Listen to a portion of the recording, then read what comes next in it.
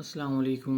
आप देख रहे हैं मेरा यूट्यूब चैनल मैथ का सफ़र, जिसमें आज का जो हमारा लेक्चर है एक्सरसाइज 1B क्वेश्चन नंबर 4 से स्टार्ट करने जा रहे हैं। इसमें देखें हमने क्या करना है। इसमें for each of the following equation state two variable which are directly proportional to each other and explain your answer. हमने बताना है कि हमारे पास इसमें कौन से टू वेरिएबल हैं जो आपस में एक दूसरे के डायरेक्टली प्रोपोर्शनल हैं। मतलब है कि जैसे कि यहाँ पे हमारे पास कोई वैल्यू है, ठीक है। वैल्यू हमने ली है कि हमारे पास x इज़ इक्वल टू हमारे पास 5y, ठीक है। अब हमने चेक करना है कि कौन से टू वेरिएबल है, इसमें x भी वेरिएबल है और y भी वेरिएबल है। अगर हम x इधर रखें और y को इधर y मल्टीप्लाई हो रहा है, दूसरी साइड पे आके क्या हो जाएगा, डिवाइड हो जाएगा। तो ये हमारे पास एक कांस्टेंट नंबर है जो हमारे पास 5 है, उसके क्या आ जाएगा, इक्वल आ जाएगा। तो इसका मतलब है कि जब एक वेरिएबल दूसरे वेरिएबल को डिवाइड करता है और वो किसी एक कांस्टेंट नंबर के इक्वल आ जाता है, तो फिर हम कहते हैं कि जो x और y है वो क्या है, एक दूसरे के डायरेक्टली प्रोपोर्शनल है, ठीक है। तो इसी तरह हम इसका पार्ट 1 है, उसको हम सॉल्व करते हैं। तो यहाँ पे देखें, सोल्यूशन में जाना है आपने, ठीक है। सोल्यूशन में जाने के बाद आपने क्या करना है कि जो आपके पास क्वेश्चन है पार्ट ए है, उसको आपने राइट करना है।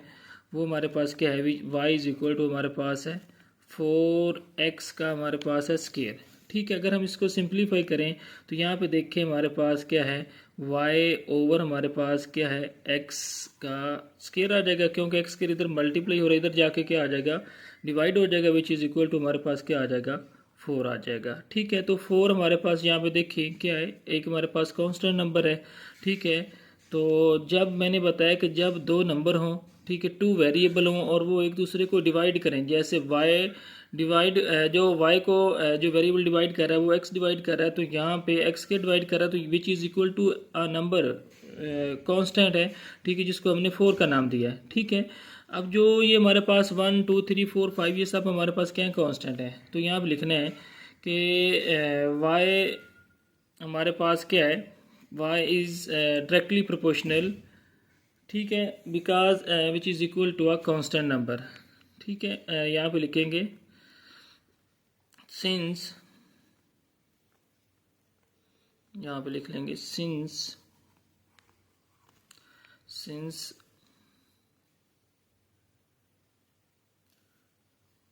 Since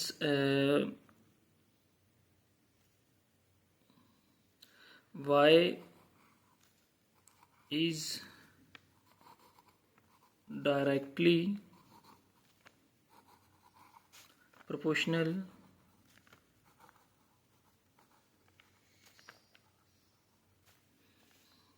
since y is directly proportional to x square because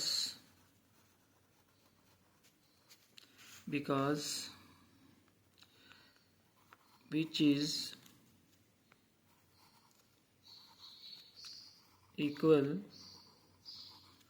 to a constant number, ठीक है। तो मैंने आपको पहले ही बता दिया था कि जब दो वेरिएबल हों और वो एक दूसरे को डिवाइड कर रहे हो तो वो एक कांस्टेंट नंबर के इक्वल आ जाएं, तो उसको हमने क्या कहना है कि ये जो y और x हैं, ये जो दो एक दूसरे को डिवाइड कर रहे हैं, ये एक दूसरे क्या है, डायरेक्टली प्रोपोर्शनल है। अब हम चलते हैं इसके बी पार्ट की तरफ। उसमें देखें जो बी पार्ट है, B part which is equal to हमारे पास y इज़ इक्वल टू हमारे पास है 3 अंडर रूट, ये x का अंडर रूट है, या अंडर रूट x है, ठीक है। अब हमने क्या करना है, हमने इसको एक कांस्टेंट नंबर के इक्वल लेके आना है। तो y ओवर हमारे पास क्या हो जाएगा, अंडर रूट x हो जाएगा, विच इज़ इक्वल टू हमारे पास क्या आ जाएगा, 3 हो जाएगा। तो आपको पता है, मैंने पहले भी पार्ट ए में बताया कि जब दो वेरिएबल एक दूसरे को डिवाइड करते हैं और वो किसी एक कांस्टेंट नंबर के इक्वल आ जाते हैं, तो इससे ये मतलब ये आता है कि ये जो दो वेरिएबल एक दूसरे को डिवाइड कर रहे हैं ये एक दूसरे के हैं, डायरेक्टली प्रोपोर्शनल हैं। तो यहाँ भी लिखेंगे सिंस, या लिख लें wise,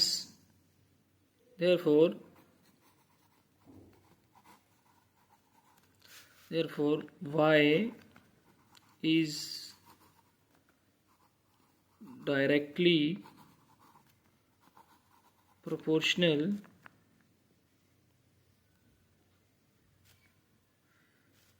therefore y is directly proportional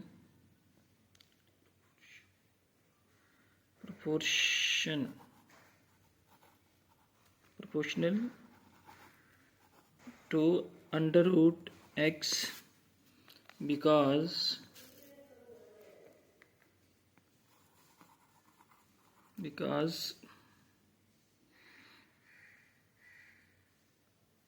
they are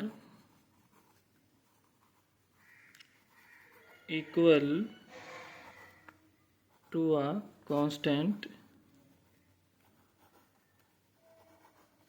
number। ठीक है, तो देखें अगेन मैं इसको थोड़ा सा एक्सप्लेन कर देता हूँ। जब दो वेरिएबलों एक दूसरे को डिवाइड कर रहे हो तो वो किसी एक कांस्टेंट नंबर के इक्वल आ जाएं तो उसको हम क्या कहते हैं कि ये दो वेरिएबल जो एक दूसरे को डिवाइड करेंगे क्या है हमारे पास एक दूसरे के डायरेक्टली प्रोपोर्शनल है। ठीक है, तो यहाँ पे अगर प्रोपोर्शनल का करना तो कर लें। ठीक है, तो therefore y is directly proportional to under root x because they are equal to constant number. ठीक है, इसका जो सी पार्ट है उसमें देखें, सी पार्ट में हमने क्या करना है, सी पार्ट जो उसने हमें दिया है वो हमारे पास क्या है, y square is equal to है हमारे पास 5x की पावर क्यूब। ठीक है, अब हमने क्या करना है, इसको एक कांस्टेंट नंबर के इक्वल लेके आना है। y को डिवाइड करेंगे हम किस पे, x क्यूब पे, विच इज़ इक्वल टू हमारे पास क्या आ जाएगा, 5 आ जाएगा। ठीक है, सिंस हिंस या हिंस लिखना या सिंस लिखना जो भी लिखना चाहें तो लिख सकते हैं, तो यहाँ भी लिख लेंगे hence y square is directly proportional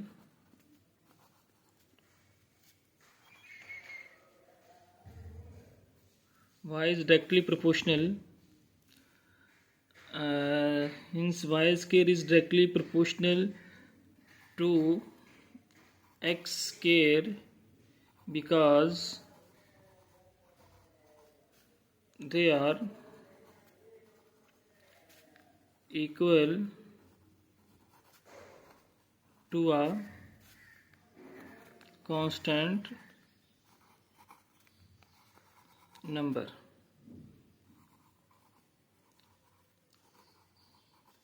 ठीक है, तो ये भी सी पार्ट भी सॉल्व हो गया। अब हम चलते हैं इसके डी पार्ट की तरफ। डी पार्ट में देखें, डी पार्ट जो हमारे पास आ रहा है वो क्या आ रहा है, अब यहाँ पे हम लिख सकते हैं p की power 3 which is equal to हमारे पास क्या है, क्यू स्क्वायर है। अगर इसको थोड़ा सा सिंप्लीफाई कर लें तो p क्यूब, ठीक है, विच इज़ इक्वल टू, अगर हम इसको 1 के साथ मल्टीप्लाई कर दें तो इसकी वैल्यू में कोई फ़र्क पड़ेगा, नहीं पड़ेगा।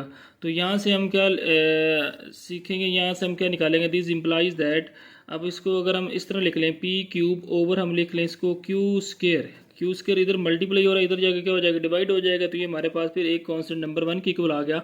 और मैंने पहले भी 3 पार्ट की उसमें आपको एक्सप्लेन किया है कि जब हमारे पास दो वेरिएबल हों और वो एक दूसरे को डिवाइड कर रहे हों तो एक डिवाइड करने से जो उनका आंसर हमारे पास किसी एक कांस्टेंट नंबर के इक्वल आ रहा हो, वो हमारे पास यहाँ पे देखें हमने p क्यूब को डिवाइड किया क्यू स्क्वायर पे, तो हमारे पास आंसर 1 आ रहा है। तो इसका मतलब है जो p cube and Q square क्या है, एक दूसरे के डायरेक्टली प्रोपोर्शनल हैं। यहाँ पे लिखेंगे hints p cube is directly proportional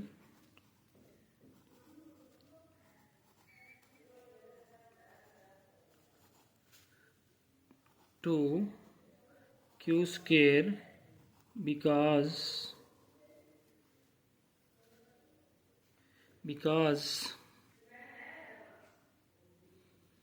they are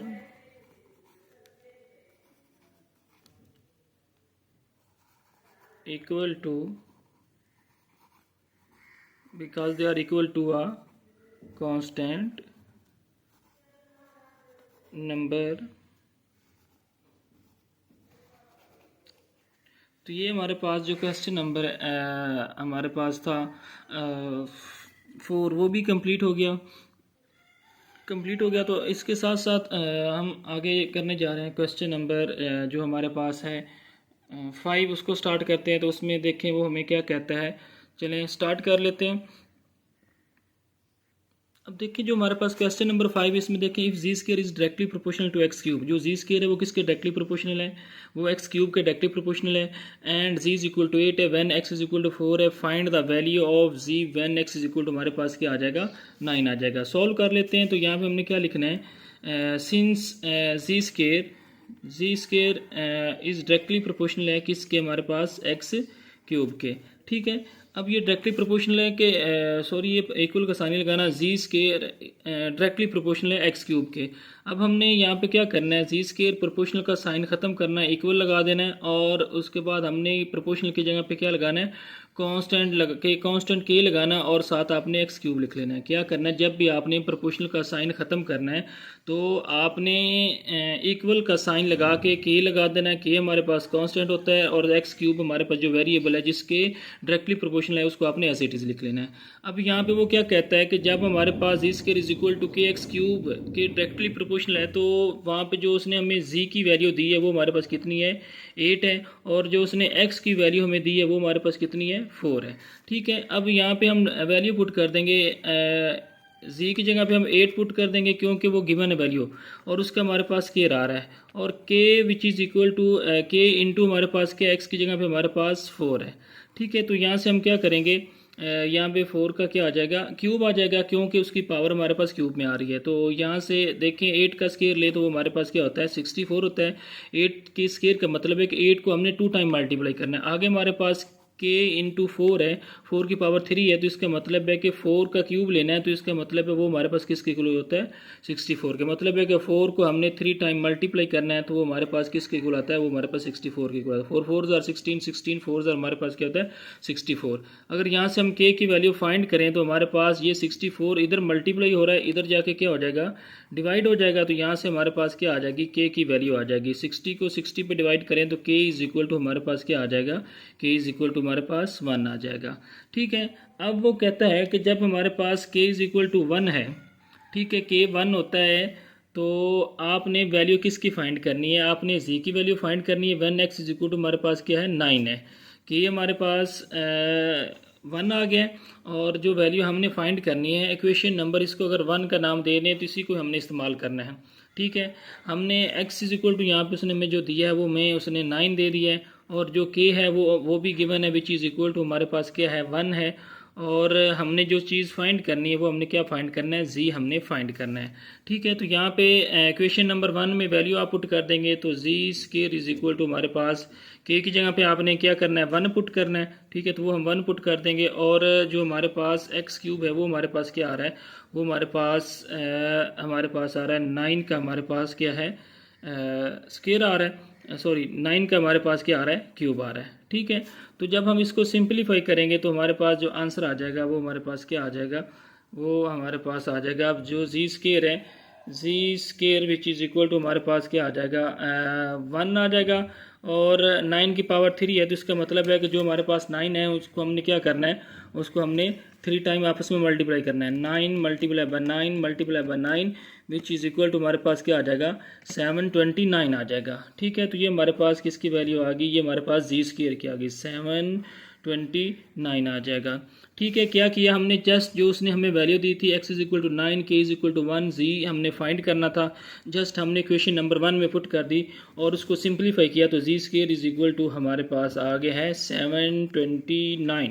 अब हमने तो क्या करना है 729 है, अब हमने तो जी की वैल्यू फाइंड करनी है, लेकिन यहाँ पे जी स्केयर आ रहा है, दोनों साइड पे आपने अंडर रूट लेना है या स्केयर रूट इसको आप कहते हैं। तो यहाँ पे स्केयर और अंडर रूट एक दूसरे के एंटी होते हैं, ये कट जाएंगे, तो हमारे पास जो अंडर रूट आ जाएगा 729 का, वो हमारे पास क्या आ जाएगा, वो हमारे पास आ जाएगा 27। ठीक है, तो यहाँ पे हमारे पास जब भी हम अंडर रूट को ख़त्म करते हैं तो जो हमारे पास साइन जो साथ जो आता है वो हमारे पास आता है प्लस माइनस का। ठीक है, तो ये हमारे पास क्या आ जाएगा 27 आ जाएगा। क्या करना है, जब भी हमने किसी नंबर का स्केयर ख़त्म करना है तो हमने दोनों साइड पे अंडर रूट ले लेना है। ठीक है, और अंडर रूट और जो स्केयर रूट होते हैं, अंडर रूट और जो स्केयर होते हैं एक दूसरे के एंटी होते हैं, ये कट जाएंगे, तो बाकी हमारे पास जी बच जाएगा। और आपने 729 का आपने अंडर रूट लेना है, तो वो हमारे पास क्या आ जाएगा, हमारे पास प्लस माइनस, जब भी आप अंडर रूट खत्म करते हैं तो साथ हमारे पास प्लस माइनस का साइन आता है, विच इज़ इक्वल टू हमारे पास 27 आ जाता है। अब हम चलते हैं इसके क्वेश्चन नंबर 6 की तरफ। इसमें वो कहता है if Q is directly proportional p-1 का स्केयर है। जो क्यू है वो हमारे पास क्या है, क्यू इज़ डायरेक्टली प्रोपोर्शनल है, किसके डायरेक्टली प्रोपोर्शनल है, वो हमारे पास है p-1 होल का हमारे पास क्या आ रहा है, स्केयर आ रहा है। ठीक है, and q is equal to हमारे पास क्या है 20 है। जो क्यू की उसने हमें वैल्यू दे दी है वो हमारे पास क्या है 20 है, और जो p है विच इज़ इक्वल टू हमारे पास क्या है 3 है। सबसे पहले हमने क्या करना है, प्रोपोर्शनल का साइन खत्म करना है, तो उसकी जगह पे आपने इक्वल का साइन लगा के के कांस्टेंट प्रोपोर्शनल की जगह पे आ जाएगा और p-1 का हमारे पास क्या आ जाएगा, स्केयर आ जाएगा। ठीक है, तो यहाँ पे आपने वैल्यू पुट कर देनी, के की जगह पे आपने 20, क्यू की जगह पे आपने 20 पुट कर देना है, के हमने फाइंड करना है एज इट इज़ आ जाएगा, और उसके बाद p हमारे पास, p की जगह पे हमारे पास 3 आ जाएगा और -1 और उसका हमारे पास क्या आ जाएगा, स्केयर आ जाएगा। तो यहाँ पे हमारे पास 20 विच इज़ इक्वल टू हमारे पास के इंटू, अब देखें यहाँ पे 3 में से -1 निकाले तो 2 और उसकी पावर हमारे पास 2 आ जाएगी। तो 20 इज़ इक्वल टू हमारे पास क्या आ जाएगा के, और 2 का स्केयर लें तो विच इज़ इक्वल टू हमारे पास क्या होता है 4। यहाँ से हमने के की वैल्यू निकालनी है, तो 4 इधर मल्टीप्लाई हो रहा है, दूसरी साइड पर जाके हम इसको डिवाइड कर देंगे। तो 4 1 जार 4, 4 5 जार हमारे पास 20 आ जाएगा। तो ये हमारे पास क्या आ जाएगा, के आ जाएगा। तो के इज़ इक्वल टू हमारे पास आ जाएगा 5 आ जाएगा। ठीक है, तो ये हमारे पास किसकी वैल्यू आ गई, के की वैल्यू आ गई। अब वो कहता है कि आपने क्या करना है, फाइंड द वैल्यू, क्वेश्चन में जाएंगे, find the values of p. हमने पी की वैल्यू फाइंड करनी है when q is equal to हमारे पास क्या है 80 है। ठीक है, तो यहाँ पे जो गिवन डाटा है वो लिख लेंगे, क्यू हमारे पास कितना है, क्यू इज इक्वल टू हमारे पास 80 है। ठीक है, और जो के हमने फाइंड किया वो हमारे पास कितना है, वो हमारे पास 5 है, और जो चीज़ हमने फाइंड करनी है वो हमारे पास क्या है, पी हमने फाइंड करना है। जो हमारे पास क्या जिसको हमने इस्तेमाल करते हुए हमने इसको सिंप्लीफाई करना है, वो क्वेश्चन नंबर 1 इसको नाम दे लें, ये जहाँ पे हमने प्रोपोर्शनल का साइन ख़त्म किया था। ठीक है, वैल्यू पुट करेंगे तो हमारे पास आंसर आ जाएगा। अब यहाँ पे देखें हमने क्या करना है, find the value of P find करनी है, क्यू हमारे पास क्या 80 है, तो यहाँ पे हम 80 पुट कर देंगे क्यू की जगह पे, इक्वेशन नंबर 1 में ही क्यू की जगह पे हमने 80 पुट कर दिया। के हमारे पास क्या है 4 है। ठीक है, उसके बाद देखिए हमारे पास p-1 होल का हमारे पास क्या है, स्केयर है। ये हमने क्या करना है, ये हमने फाइंड करना है। ठीक है, अब देखें यहाँ पे इसको थोड़ा सा सिंप्लीफाई कर लेते हैं। सिंप्लीफाई हमने कैसे करना है, अब देखें 80 तो हमारे पास एज इट इज़ आ जाएगा। यहाँ पे 4 देखें, 4 इधर मल्टीप्लाई हो रहा है, दूसरी साइड पे जाके क्या हो जाएगा, डिवाइड हो जाएगा। तो यहाँ पे इसको हम डिवाइड कर देंगे, विच इज़ इक्वल टू हमारे पास p-1 होल का स्केयर आ जाएगा। 4 1 जार 4, 4 2 जार 8 और 0 आ जाएगा। तो यहाँ पे जो हमारे पास p-1 होल का जो स्केयर आ रहा है, विच इज़ इक्वल टू हमारे पास क्या आ रहा है, वो हमारे पास आ रहा है 20 आ रहा है। ठीक है, देखिए हमने क्या किया, जो हमारे पास के की वैल्यू आई है वो हमने हमारे पास 5 आई थी, सॉरी यहाँ पे के इज़ इक्वल टू हमारे पास 5 आया था। यहाँ पे देखें के की जो हमारे पास वैल्यू थी वो हमारे पास 5 थी ना, ये यहाँ पे भी, तो यहाँ पे भी हमने थोड़ी सी पुटिंग गलत कर दी है, ये आपने ठीक कर लेनी है। के इज़ इक्वल टू 5 है, तो यहाँ पे भी 5 आ जाएगा। ठीक है, तो 5 1 जार 5 और बाकी हमारे पास 3 बच जाएगा, ये हमारे पास क्या आ जाएगा 16 आ जाएगा यहाँ पे। ठीक है, ये आपने थोड़ा सा सही कर लेना है, ये थोड़ी सी मिस्टेक होगी, ये हमारे पास यहाँ पे 16 आ जाएगा। तो p-1 का square which is equal to 16। अब हमने क्या करना है, हमने तो p की वैल्यू फाइंड करनी है। ठीक है, ये हमारे पास 5 है, तो यहाँ पे हम क्या करेंगे, taking square on both side. ठीक है, स्केयर रूट आपने बोथ साइड स्केयर रूट ले लेना है, और आपको पता है जो स्केयर रूट होता है, ये अंडर रूट होता है, ये क्या कर देता है, ये स्केयर और अंडर रूट एक दूसरे, स्केयर और स्केयर रूट जो होते हैं एक दूसरे के एंटी होते हैं, ये कट जाते हैं। तो यहाँ पे हमारे पास p-1 इधर अंडर रूट लिया है, तो यहाँ पे हम क्या करेंगे, अंडर रूट लेंगे, तो विच इज इक्वल टू हमारे पास प्लस माइनस क्या आ जाएगा, हमारे पास 4 आ जाएगा। ठीक है, मतलब एक 16 का अगर आप अंडर रूट लेंगे तो वो हमारे पास किसके इक्वल आ जाता है, वो हमारे पास जब भी हम अंडर रूट को ख़त्म करते हैं तो वो हमारे पास प्लस माइनस आ जाता है। तो यहाँ पे p की वैल्यू अगर अब हमने क्या करना है, p-1 एक दफ़ा आपने इसको 4 प्लस के इक्वल लिख लेना है, और दूसरी दफ़ा आपने p-1 which is equal to आपने इसको लिख लेना है -4 के इक्वल लिख लेना है, क्योंकि यहाँ पे 2 साइन आ रहे हैं ना, जब हमने इसका अंडर रूट खत्म किया तो एक दफ़ा प्लस आ रहा है, एक दफ़ा माइनस आ रहा है। अब हम इसको सिंप्लीफाई करेंगे तो यहाँ पे -1 है, दूसरी साइड पे जाएगा तो ये हमारे पास क्या हो जाएगा, +1 हो जाएगा। ये -1 इक्वल टू की दूसरी साइड पे लेंगे तो हमारे पास +1, ठीक है, विच इज़ इक्वल टू हमारे पास क्या आ जाएगा 5 आ जाएगा। अब इधर आ जाएं, इधर हमारे पास p-1 है। जब हम इसको दूसरी साइड पे लेके जाएंगे तो ये हमारे पास -4 आ जाएगा एज इट इज़, ये हमारे पास +1 आ जाएगा, तो p इज़ इक्वल टू हमारे पास आ जाएगा -3 आ जाएगा। ठीक है, तो जो हमारे पास ये आ गई हमारे पास p की वैल्यू, मतलब है कि जब भी आपने अंडर रूट को ख़त्म करना होता है तो एक दफ़ा उसके साथ प्लस का साइन आता है और एक दफ़ा माइनस का। अब हमने इसको सेपरेट कर लिया, p-1 which is equal to 4 और p-1 which is equal to -4, एक दफ़ा प्लस में और एक दफ़ा माइनस में। इसको सिंप्लीफाई किया तो यहाँ पे 4 में 1 ऐड किया तो हमारे पास क्या आ जाएगा 5, और -4 है, इधर हमारे पास -1 है, दूसरी साइड पे जाके हमारे पास +1 हो जाएगा, तो यहाँ पे हमारे पास जो इसका आंसर आ जाएगा -3 और हमारे पास 5 आ जाएगा। तो ये हमारे पास जो क्वेश्चन नंबर 6 है ये भी कंप्लीट हो गया। इसके साथ साथ आप मेरे चैनल को लाइक कीजिए, सब्सक्राइब कीजिए और घंटी का आइकॉन को ज़रूर प्रेस कीजिए ताकि हर नई आने वाली वीडियो आप तक पहुँचती रहे। इजाज़त दीजिए, अल्लाह हाफिज़।